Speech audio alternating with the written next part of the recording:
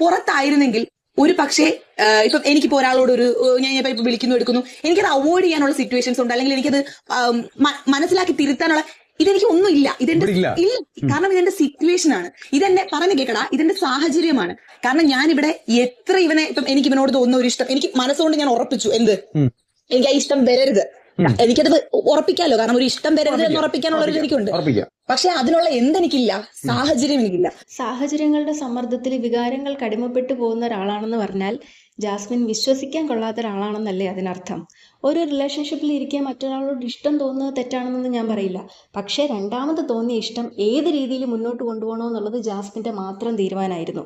ജാസ്മിന് commitment ഉണ്ടായിരുന്നെങ്കിൽ, മറ്റൊരാളുടെ ഇമോഷൻസിന് എന്തെങ്കിലും വില കൊടുക്കുന്ന ഒരാളാണ് ജാസ്മിൻ എങ്കിൽ, സെൽഫ് റെസ്പെക്റ്റ് ഉണ്ടായിരുന്നെങ്കിൽ ജാസ്മിൻ ചെയ്തതുപോലുള്ള മര്യാദകേട് ഏത് സിറ്റുവേഷൻ വന്നാലും ചെയ്യില്ല. സാഹചര്യം വന്നാൽ ചതിക്കുന്ന ഒരാളാണെന്നാണ് ജാസ്മിൻ ഇപ്പോൾ പ്രൂവ് ചെയ്തത്.